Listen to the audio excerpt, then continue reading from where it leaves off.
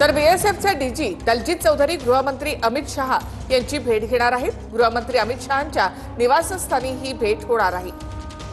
तर पाकिस्तान सीमेवरील सद्यस्थितीची माहिती बीएसएफचे डीजी गृहमंत्री अमित शहा यांना देणार आहेत। आणखी एक महत्त्वाची बातमी आपण पाहूया। जम्मू काश्मीरच्या राजौरीमध्ये ड्रोनने हल्ला करण्यात आलेला आहे। त्यानंतर जखमी लोकांवर राजौरीच्या रुग्णालयामध्ये सध्या उपचार सुरू आहेत। राजौरीमध्ये ड्रोनने हल्ला करण्यात आला। हा ड्रोन खरंतर भारतीय लष्कराने पाडलेला आहे। यामध्ये काही नागरिक जवळपासचे जखमी झाले होते। जम्मू काश्मीरच्या राजौरीमध्ये हा ड्रोन हल्ला झाला होता। हा ड्रोन पाडण्यात आला असला तरी जखमी काही लोक झाले होते, त्यांना आता रुग्णालयामध्ये उपचार सुरू आहेत।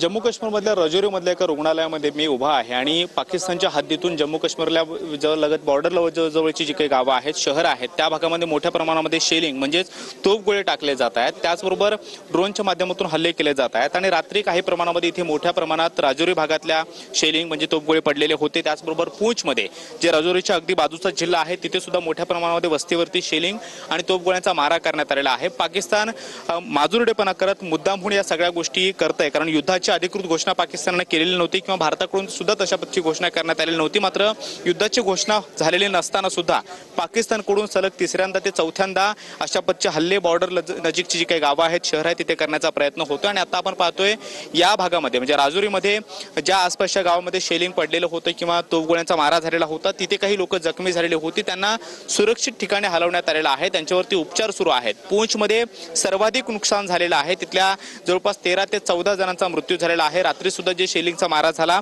त्यामध्ये सुद्धा 3 जणांचा मृत्यू झाल्याचं कळतंय। मात्र राजौरीमध्ये अजूनपर्यंत तरी कुणाचा मृत्यू झाल्याची माहिती समोर आलेली नाहीये। मात्र तरी सुद्धा जे जखमी आहेत, ज्यांच्या घरांवरती या तोफगोळ्यांचा मारा झालेला होता, त्या जखमींना राजौरीमधल्या इथल्या रुग्णालयामध्ये आणण्यात आलेला आहे। कॅमेरामन रोहन पवार सोबत मी कृष्णा सोनारवाडकर, TV9 मराठी, राजौरी, जम्मू काश्मीर।